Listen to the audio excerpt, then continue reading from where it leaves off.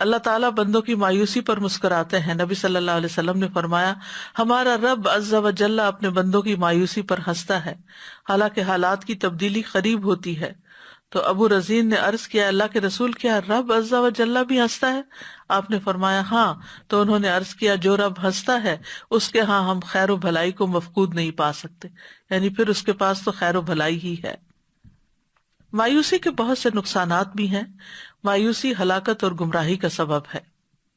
اور قاسمی کہتے ہیں دنیا سے محبت کرنا اور اس کو آخرت پر ترجیح دینا اور اللہ تعالیٰ کی نعمتوں کی ناشکری کرنا اور ان کے شکر سے اعراض برتنا اور جو تکلیف اس کی تقدیر میں لکھی جا چکی ہو اس سے چھٹکارا حاصل کرنے میں بے صبری اور مایوسی کا مظاہرہ کرنا، یہ سب گمراہی ہے.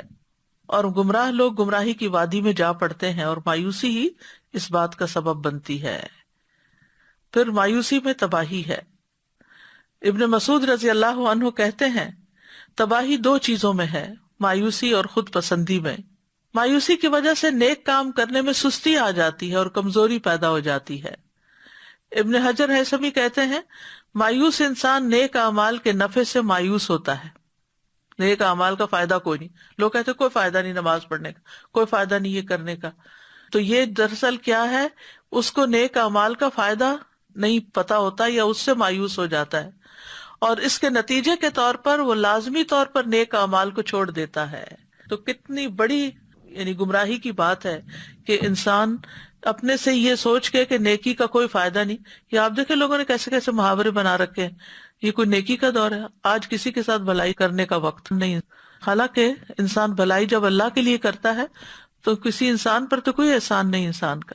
اور ان احسنتم احسنتم لانفسکم، اگر تم کسی پر احسان کرتے تو دراصل وہ اپنے ساتھ کر رہے ہوتے ہو.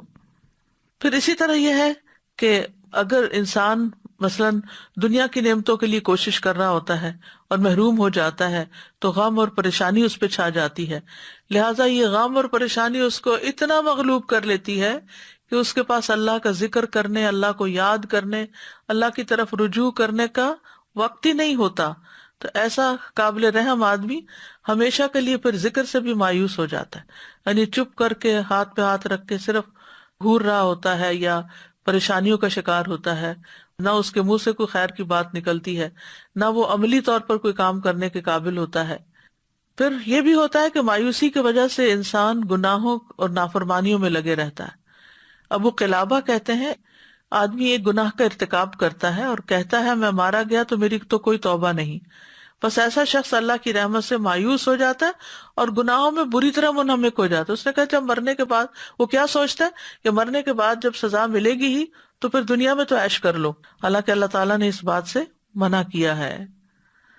پھر ایسے شخص کی دل کی سکینت ختم ہو جاتی ہے اور انسان کو ہمیشہ کے لیے محرومی اور غم اور پریشانی کا احساس ہوتا رہتا ہے، کیونکہ اللہ کی رحمت سے مایوس ہونا جو ہے وہ ترک عمل کی طرف لے جاتا ہے، عمل چھڑواتا ہے، کیونکہ اس کے خیال میں کوئی فائدہ نہیں. اور یہ مصیبتوں میں سے ایک بہت بھاری مصیبت اور کبیرہ گناہوں میں سے ایک بہت بڑا گناہ ہے. دل کی سکینت، نیکیوں سے انسیت ختم ہو جاتی ہے، جس میں بے چینی اور بے قراری اور غم کی طرف انسان چلا جاتا ہے. دل کے بگاڑ کا سبب بن جاتی ہے مایوسی، یعنی کتنے بے شمار نقصان ہیں. ابن قیم رحمہ اللہ جب کبیرہ گناہوں کو شمار کر رہے تھے تو انہوں نے کہا اللہ کی رحمت سے مایوس ہو جانا اور اللہ کی رحمت سے مایوسی کے نتائج زنا، شراب نوشی اور دیگر ظاہری کبیرہ گناہوں کے نتائج سے بھی زیادہ بڑے ہیں. اور دل اور جسم کی اصلاح کی صورت اسی صورت میں ہو سکتی ہے جب ان سے بچا جائے، نہیں بڑے گناہوں سے توبہ کی جائے، ورنہ دل بگڑ جائے گا. اور جب دل بگڑتا ہے تو سارا جسم بگڑ جاتا ہے. مایوسی اللہ کی رحمت اور بخشش سے محرومی کا سبب ہے. مبارک پوری کہتے ہیں کہ اگر کوئی انسان یہ عقیدہ بنا لے یا یہ گمان کر لے کہ اللہ انسان کے اعمال کو قبول نہیں کرے گا اور یہ اعمال اس کو فائدہ نہیں دیں گے تو یہ اللہ کی رحمت سے مایوسی ہے اور یہ کبیرہ گناہ ہے، اور اگر وہ اس پر مر گیا تو اس کو اس کے گمان کے حوالے کر دیا جائے گا. یعنی مرنے کے بعد بھی قبر میں بھی اس کے دل کی یہ حالت نہیں بدلے گی، وہ وحشت اور مایوسی کے ساتھ ہی برزخ کا وقت گزارے گا اور آخرت میں بھی پھر اس کے لیے کوئی مقام نہیں، کیونکہ مایوس ہونے والے کے لیے عذاب ہے۔ فضالہ بن عبید کہتے ہیں کہ رسول اللہ صلی اللہ علیہ وسلم نے فرمایا 3 آدمیوں کے متعلق کچھ نہ پوچھو کہ انہیں کس قدر عذاب ہوگا۔ ایک تو وہ آدمی جو اللہ عز و جل سے اس کی چادر لینے میں جھگڑا کرے کہ اللہ کی اوپر کی چادر کبریائی اور نیچے کی چادر عزت ہے، یعنی اپنے آپ کو بڑی چیز سمجھے، غرور اور تکبر کا شکار ہو جائے۔ دوسرا وہ آدمی جو اللہ کے کاموں میں شک کرے کہ اللہ نے یہ کیوں کر دیا، وہ کیوں کر دیا، ایسا نہیں ہونا چاہیے تھا، ویسا نہیں ہونا چاہیے تھا۔ اور تیسرا اللہ کی رحمت سے مایوس ہونے والا۔ بہت سے گناہوں کی سزا تو آخرت میں ملے گی، لیکن مایوس انسان کو سزا دنیا میں بھی ملنے لگتی ہے۔